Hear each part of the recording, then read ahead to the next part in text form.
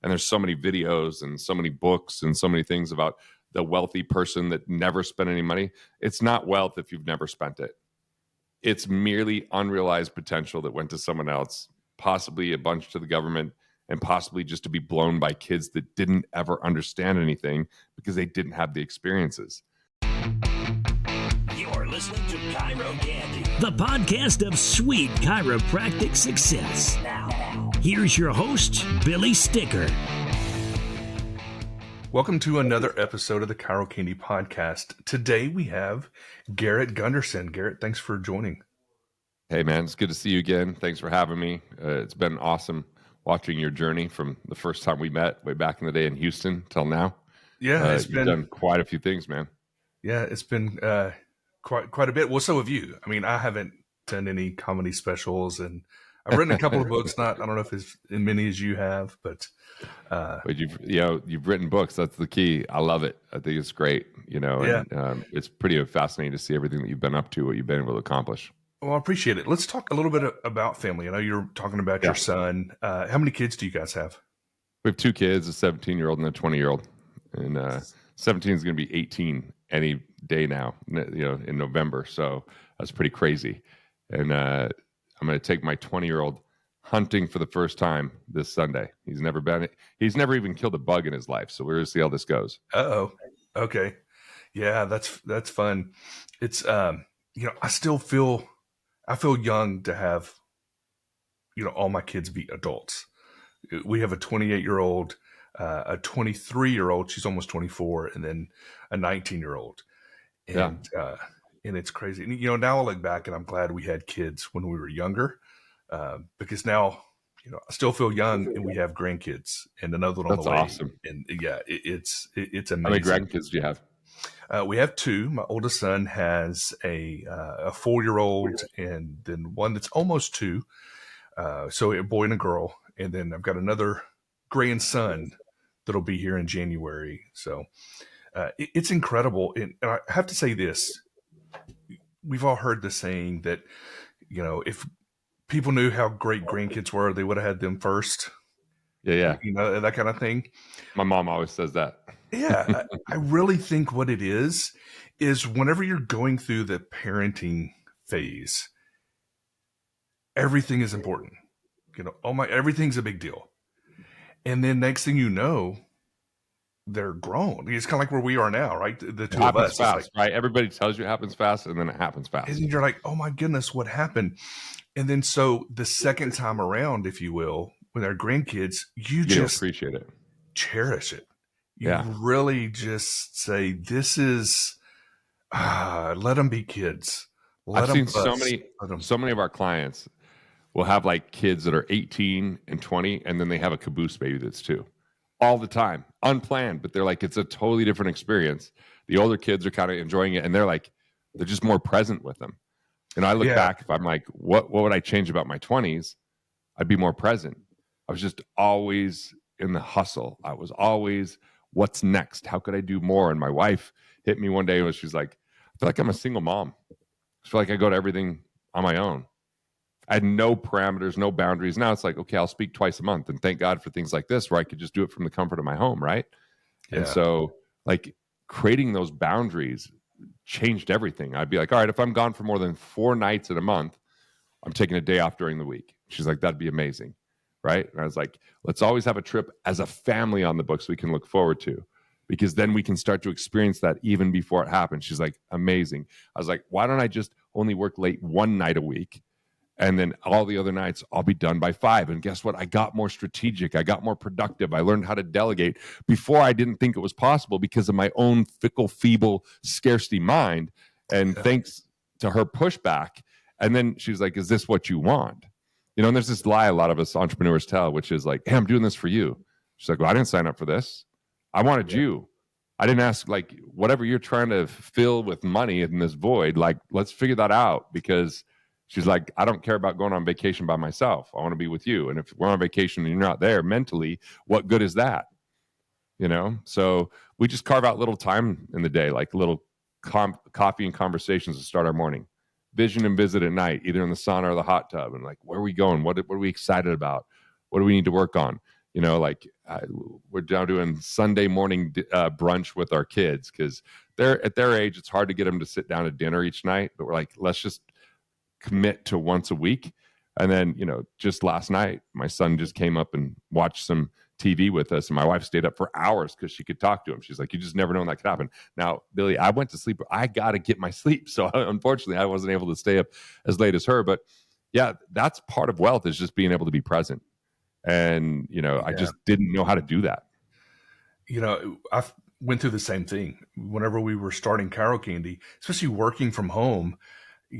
I would, now I have my desktop computers and everything and a couple of monitors.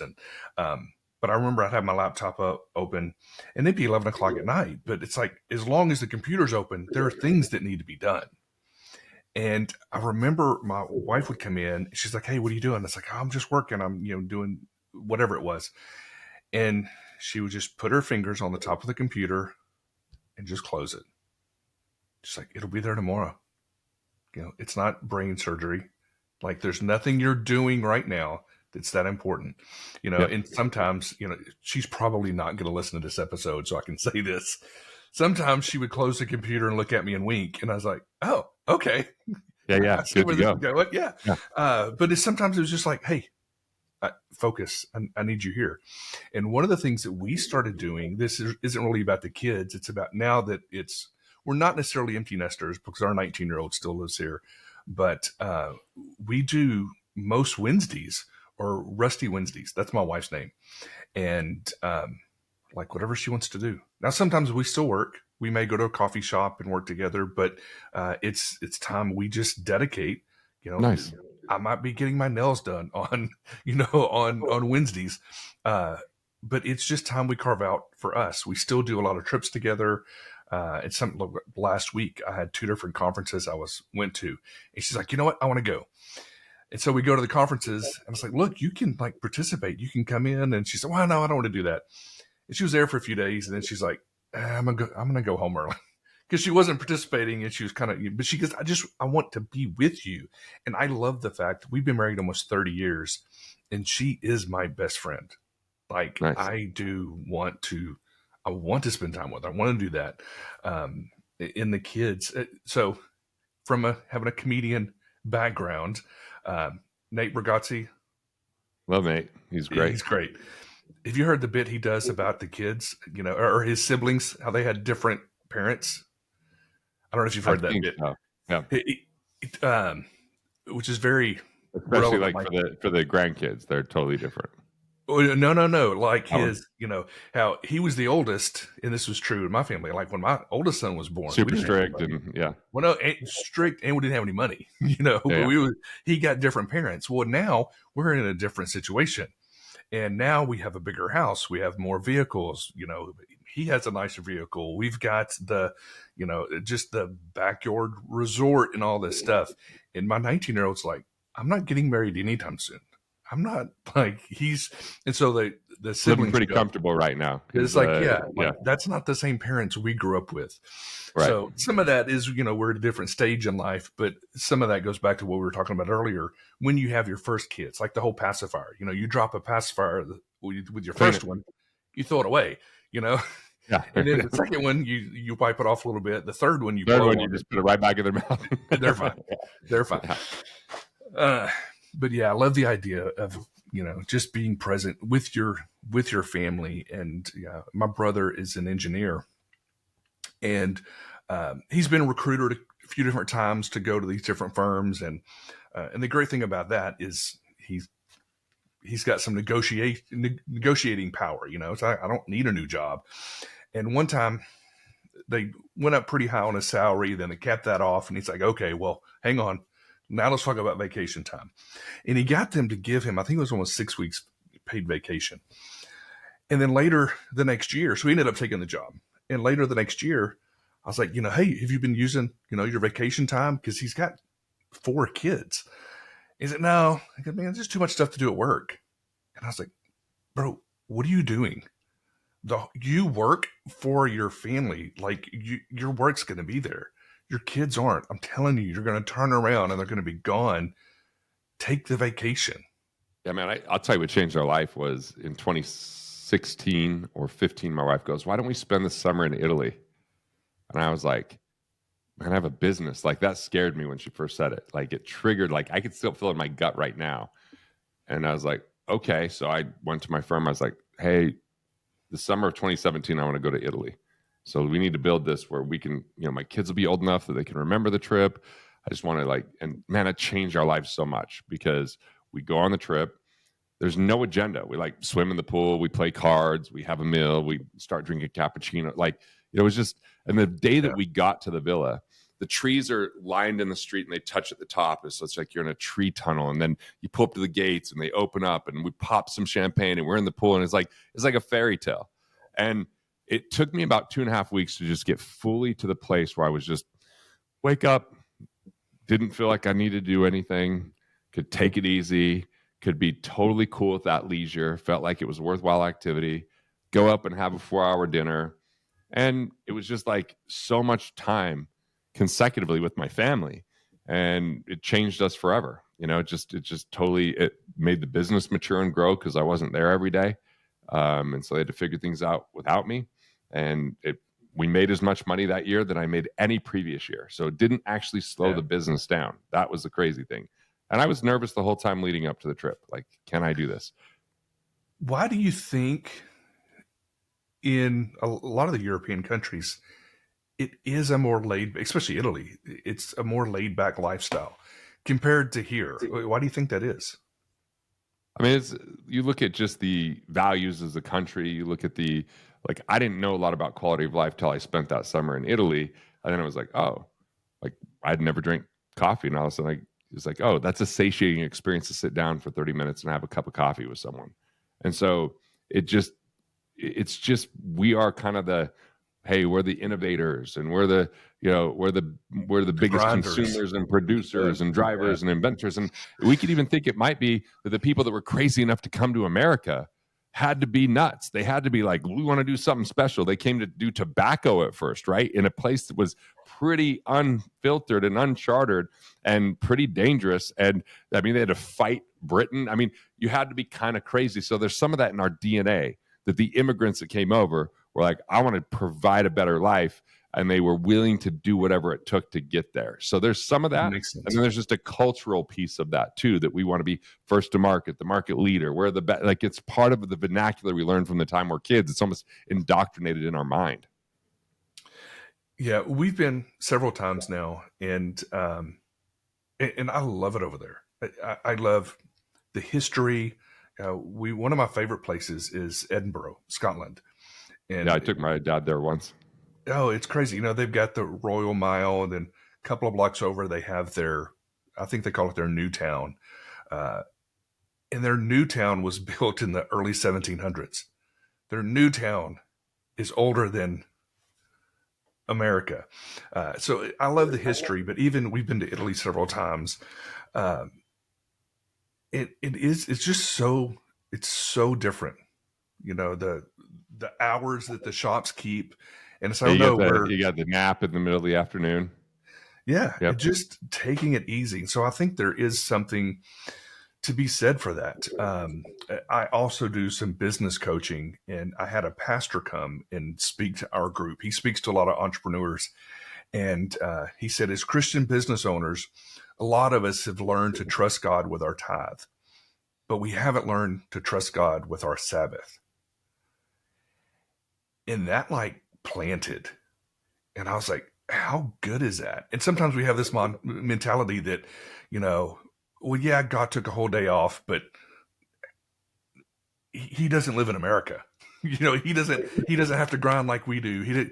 And so that's been something I've really been working on. And whenever we go out of town and take trips, I do take those days. And, but really just being able to unplug, decompress, be present, and just enjoy. We're very fortunate.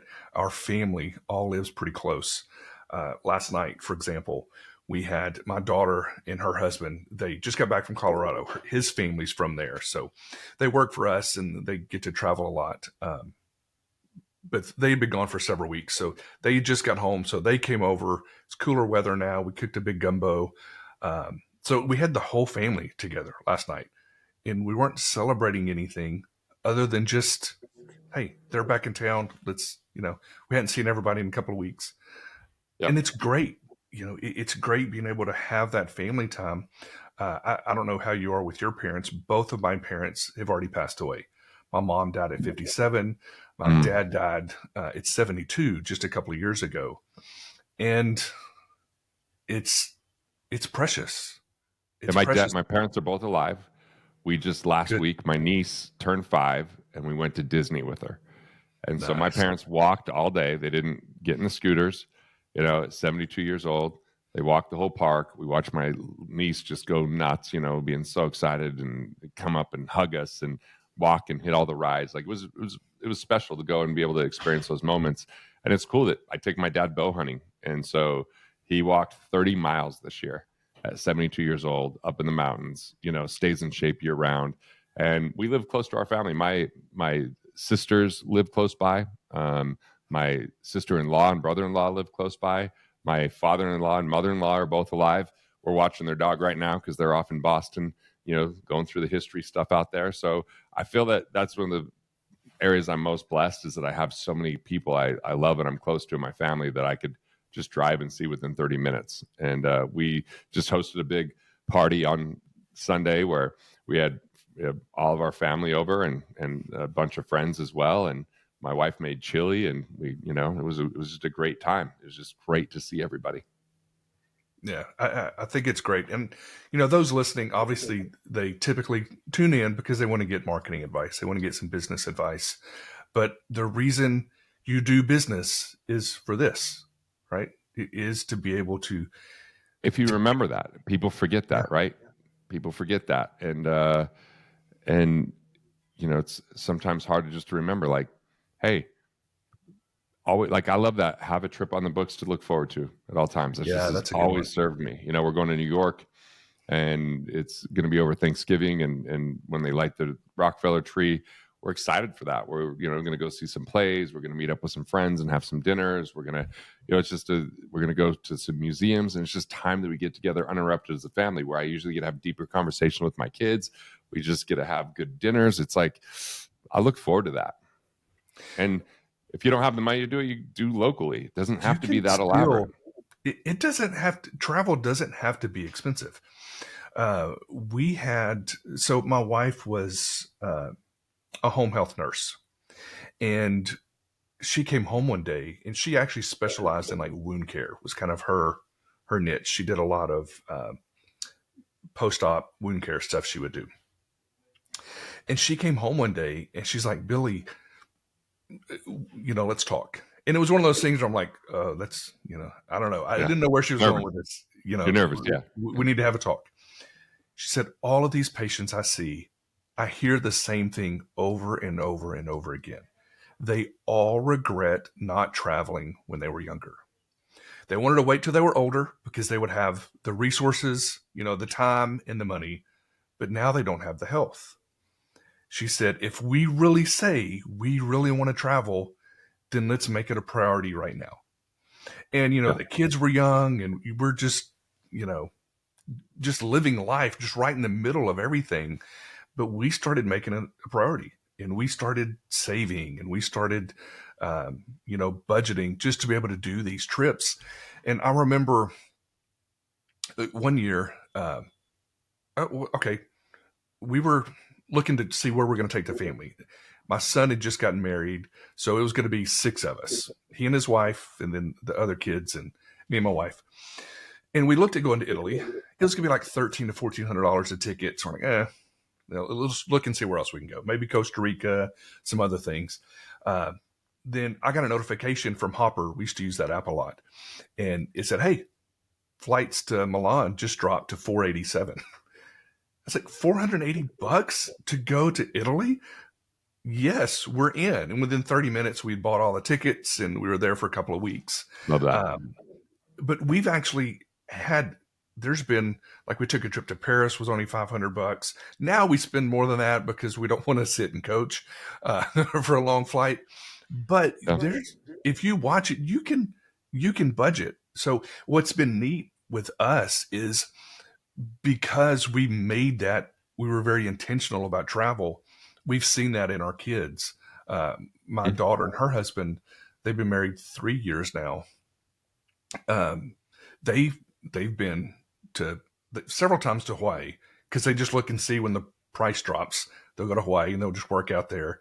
They've Nice. been to Italy, Switzerland, Austria has been their favorite place they've ever been. Mhm. And they've only been married 3 years, but they take these trips all the time and they budget, they use their miles. That's legacy, right? That's legacy right there. Yeah. And so I love that that's been something we've been able to pass on.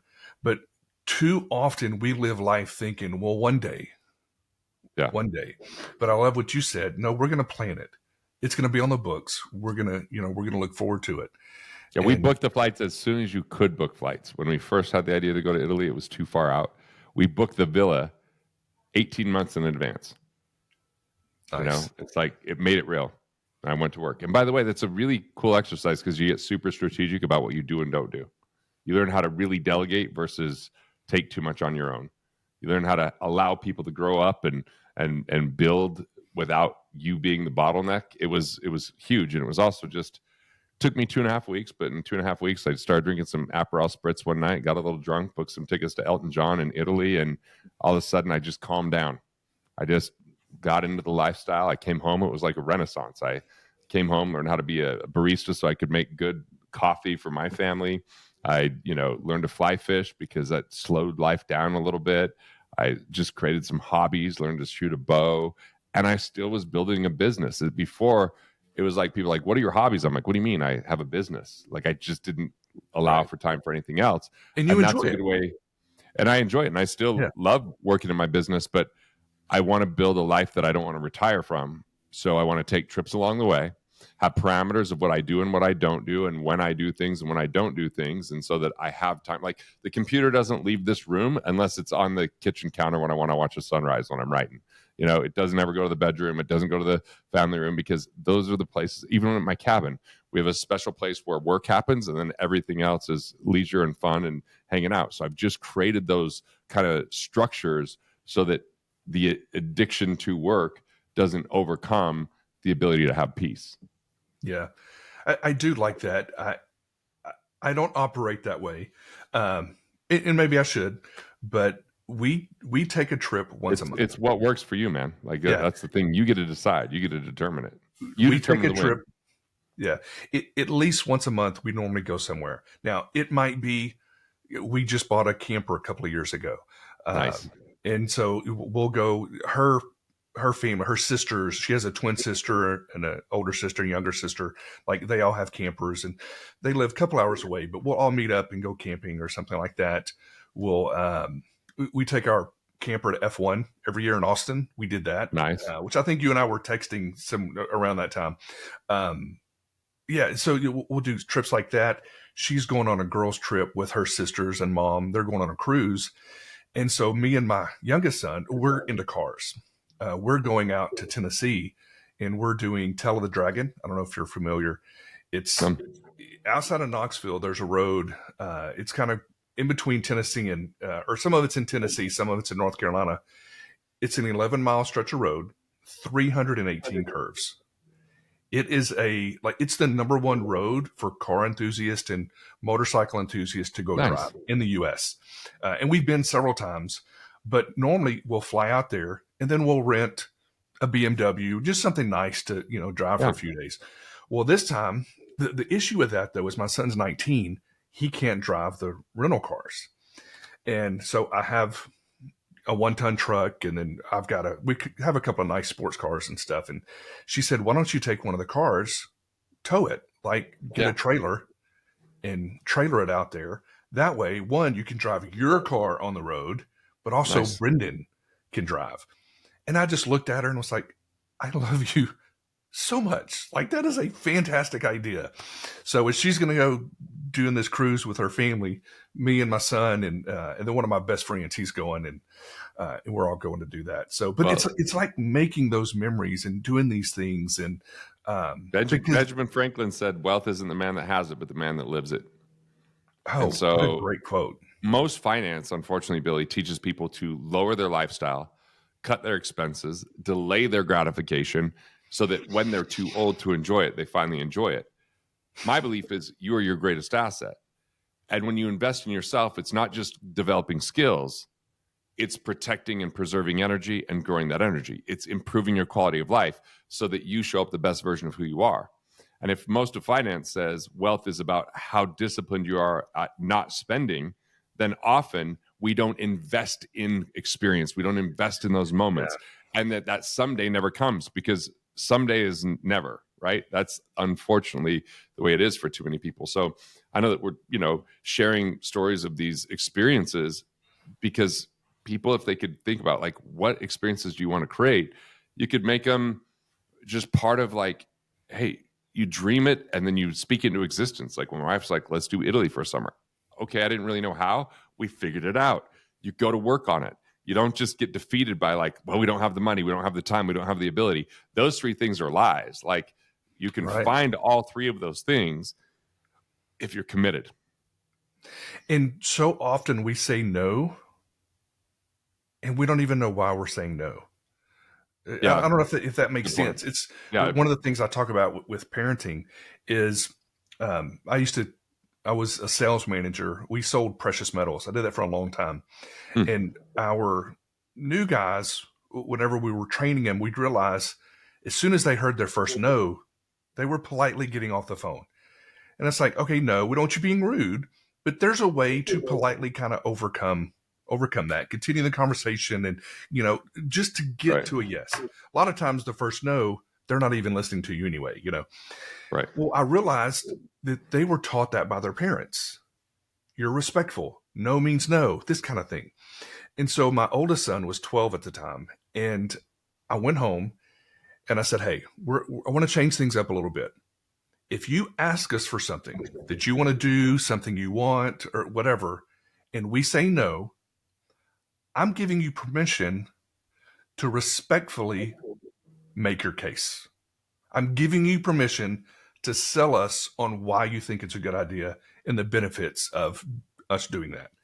Now, granted, sometimes it's going to be a hard no, and you need to learn to hear that. Right. And obviously it worked. He's an extremely successful business owner now, like they're crushing life. But it was being able to just teach that too, I kind of lost exactly where I was going with that. Well, I do think that like the more successful someone is, the more they've been able to have a different relationship to the word no. They're willing to that's what I was to accept that rejection, not personally, but as a not now, or as a, okay, well, what would a yes be? What would that look like? It's like you have to be willing to hear that word and be okay with it to continue to grow. My youngest son plays drums, and he's phenomenal. And he was probably 15 or so at the time. And he's like, hey, Dad, do we have any clients in Chicago? I was like, actually, yeah. Like, we got several around the area. Why? Like, what's the question behind the question? And he's like, well, there's this drum convention coming up. And I just thought it'd be neat if we got to go to this drum convention. And then, we could go see the clients and, we could write the trip off. And, his 14, 15-year-old wisdom. And I said, okay, when is it? Let's book it. And he didn't believe me. He was like, seriously? I was like, yeah. Like, why not? But that's a good example. If it would have been so easy for me just to say no. But what did that yes mean to him? Yeah. We made a memory. It was a great time. Some really cool stuff happened on the trip. But too often I do think we say no just because it's easy. But you being able to tell your wife, okay, let's go to Italy. Let's do it. Somebody said this to me. Yeah, this week I heard somebody say, we were just talking about regrets. And they said, you should never, ever have regrets. And I've never thought about it until they said it like that. Like, just don't have regrets. What is it you really want to do? Figure out a way to do it. Like, we have one shot, one shot. So we can sit here. I can tell right now that we can talk about this for a while, but I love what you do because you actually help not just chiropractors, but, help people say, okay, what do you have right now? How can we make sure we make this last as long as possible and are doing everything wise with it so you can go out and have these experiences? Yeah, because most financial plans don't consider what we just talked about. They're just numbers in the future.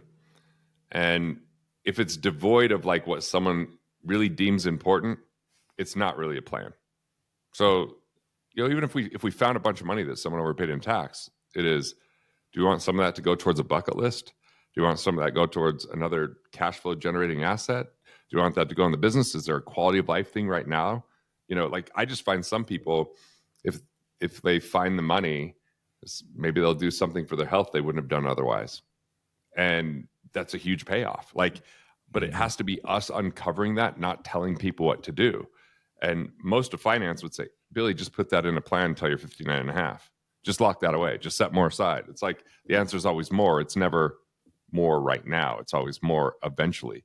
And there's so many videos and so many books and so many things about the wealthy person that never spent any money. It's not wealth if you've never spent it. It's merely unrealized potential that went to someone else, possibly a bunch to the government, and possibly just to be blown by kids that didn't ever understand anything because they didn't have the experiences. They didn't have the conversations. They didn't go on the trips. They just watched the person work. And then one day they didn't realize they had a bunch of money because it was always socked away. That's the problem. Like wealth is a conversation. It's a commitment. Wealth is the ability to enjoy life along the way and be prepared for the future. And it's not either or. I think that too much advice out there is, hey, well, that trip, you could do it cheaper if you did it this way. Well, what if you don't want to do it the cheap way because it's not what you value, Right. And who's not to say that you could make more money because you feel better about who you are and the stories that you now get to tell and the people that you get to invest time with. It's just a different way to view money in the world. Yeah, it's so good. A lot of there for a little bit, I kind of felt bad because we were taking these trips. And then I felt that I needed to justify them, kind of like I did a while ago. Well, yeah, we only spent $500 to go there. And now we do more because we realized 8-hour flight, I want to lay down, or here's whatever. The thing, Billy. If you have lay down seats, the trip begins when you get on the plane. If you don't, it begins when you land. And even then, it's probably not till you take the first nap. You know what I'm saying? So I like to extend the trip. That's my philosophy. That's so true. We were going to Greece once, and we were paying for the whole family, and I told my wife, I was like, "Hey, we need to upgrade our seats to first class or business class," and she's like, "Oh, that's just not fair." What do you mean it's not fair? And I remember asking our youngest son, I was like, "Hey, do you think anybody, your siblings, would be upset if, your mom and I were in first class?" And he looked at me, he's like, "They better not be." When my son was 7 and I said, "Hey, you and your brother are going in the back, mom and I are going in the front on our first trip to Italy." He goes, "Hey, that's unfair." I'm like, "It's unfair. You're on this flight in the first place, Lucky Sperm Club." I was like, that's so good. First class is to be earned. Coach is because you were born in the family. Yeah. That's so good. And but I love that my son was like, "They better not be," and it made me feel good. One about his response, because that's what I thought too. He didn't feel entitled. He was like, "No, I think that's great." So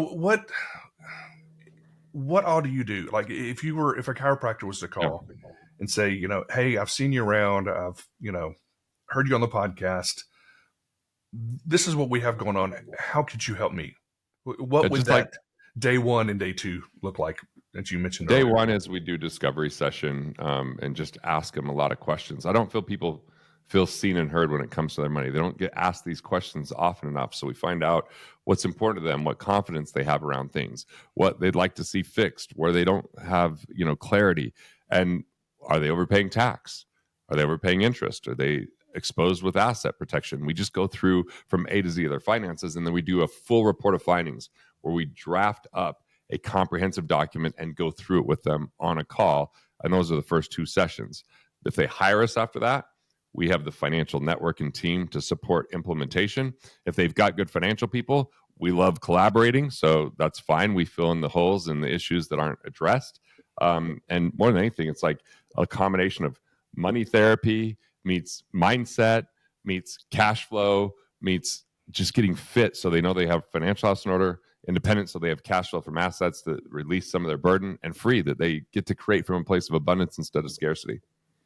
Yeah, that's good. If people listening, if they wanted to reach out to you, what's the best way for them to do that? If they DM me on Instagram, Garrett B. Gunderson, and if they just put FHA, financial health assessment, in the DM, I'll hook them up. I'll give them a financial health assessment where they go through and they go, were they set? Were they not set? Was there financial blind spots? And they'll look at safety and security and money investing so they know precisely what to do. So FHA, or, I just think watching me on Instagram, because it's just daily doses of insights and, drops of little nuggets of financial, ability for them. And then my YouTube channel, I do a little bit longer videos like what we're doing here. So if they really want to dive into this world of how to heal their relationship with money, how to make more money, keep more money, grow their money, and grow themselves, then I think that, social media allows me to do that in a more dynamic way. Yeah, it's fantastic. I saw that you did an interview an interview with Myron Golden recently. Yeah, I'm going to speak at his event next week. Just spoke at his event last week. We just really get along well and learn a lot from each other and become good friends. He's great. Fantastic. Yeah, I was in his mastermind for a while, and he's amazing. Yeah, love that guy. Yeah, he's great. Yeah, so a lot of the guys that were at his event last week I'm friends with. So very good. All right, Garrett, thank you so much. Is there anything that you want to end the conversation with? Look, there's a permanent penalty for not handling your finances. If you feel stress or fear or guilt or shame or even embarrassment, let's help you get through that, because then you can create these shared moments and memories with your family. And you think about Billy's legacy of his kids going out and traveling and going all over the place because of the way that they were raised and the things he was able to do. That's a living legacy. And that's what I want to do, is help people create 1 million lasting legacies before I die. That inspires me. Help them get their family constitution, which is your philosophies and ideals that are identified, that go inside of a trust, your family crest, so that you have a symbol for your family, not just the logo for your business, and ultimately traditions and rituals that reinforce investing in your heirs and having the experiences that Billy and I talked about here. So I know that it's all accessible and available within one generation. And it doesn't matter where you're starting or if you're in a little bit of a hole right now. It just comes down to this gift of love when you're intentional enough about it and have a little bit of good direction, and hopefully my books, my videos, and resources can help you get there, whether you ever work with me or not. I'm putting stuff out there all the time to help people. Garrett Gunderson, thank you so much.